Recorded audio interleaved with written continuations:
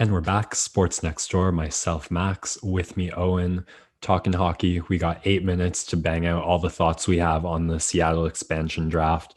So, Owen, biggest surprise of the draft, go, and Let's go. biggest expectation fulfilled. Yeah. The approach that they took ended up being very similar to that of Vegas, which I um, understood immediately. And I'm a little bit upset with myself that I didn't take the same approach when we were doing the mock. They loaded up on defensemen, a lot of great young defensemen here. And then Mark Giordano, of course, as the captain for this team, most likely. He was out on the stage in the jersey rocking it. It was pretty cool to see. Um, and a lot of solid goaltending. So what I would say is the biggest surprise for me is that they did not go with Capo Kakinen from the Minnesota Wild as their pick. There could be a side deal there. We still don't know much about the side deals, but they did get Drieger, Decord, and Vanacek as their three, which are really solid young guys.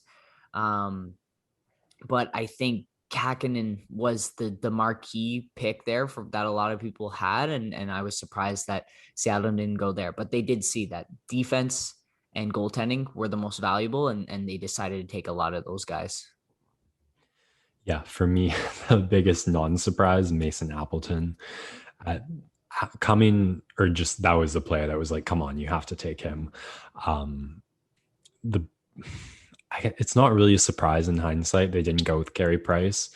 I think expectations and the value of Price probably at an all-time high after that playoff run, and realistically a bit unrealistic value.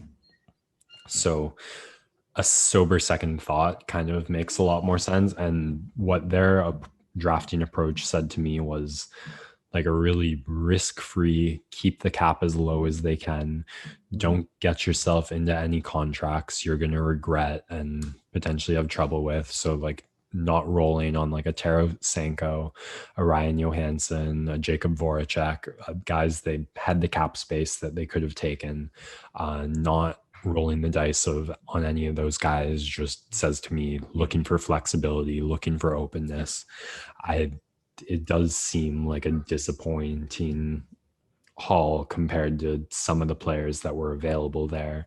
So I'm also curious to see what kind of assets they get and if they can bundle that into some players maybe they're more interested in taking. But yeah, I'm really curious to see if lightning strikes twice, because off the first glance, this does not look like a roster that should really even. Oh, I'm second guessing myself as I'm saying it, but looking at So this roster, it's hard to imagine them cracking the playoffs this come. yeah, the Vegas thing did seem like such an anomaly, right? Generally, expansion teams don't have a high level of success. Now, there were factors playing for Vegas, and those same factors exist for Seattle. The expansion draft is pretty in favor of the team making expansion picks, but I think overall, usually expansion teams just they don't have the same success that Vegas does. This team is not going to be fun to play against. They really went for specific types of players. Of course, Eberle, Gord, Donskoy, Tanev, Yarncroke, Appleton, all those guys are not fun to play against. They're high energy guys. They're not necessarily top elite talent, but they're not fun to play against and go up against. And then, of course, they've got a massive decor. Like there's some big guys on this team. Of course, you got Mark Giordano, who's really, really solid. But then Jamie Alexiak, I think he's the biggest player in the year or in the league now. If Chara retires at 6'7", 255, and then you've got Adam Larson, Carson Soucy, Jeremy Lazon, like some big guys, and then you've got on the non-roster Alexander True. And it's just there's it's a big team and they're not going to be fun to play against. And if they get some solid goaltending, I think they could be a plucky team that you could see chasing one of those bottom seeds. The thing is this Pacific division that they're in is going to be weak, and we'll get to projections once we get around through the offseason, but it doesn't look like a super strong division. I think Edmonton and I guess it would be Vegas would be the two top teams in that division. Um, But besides that, it's the three LA teams and then like Calgary and Vancouver, and nothing really stands out there. So Seattle's definitely got a shot. And yeah, they just went with a team that's not fun to play against. We'll see what the side deals end up being. They've got the second pick in the draft, and they did go young with some of their guys. So will be fascinating to see which one of these guys who people are going, who is he? Why'd they pick him? Ends up having a solid season, like we saw from a William Karlsson or any of a couple others that stood out for Vegas there. My money would be on Cali Young Crook if I had to say right now. So the one that came up for me was Morgan Geeky, the player they took from Carolina.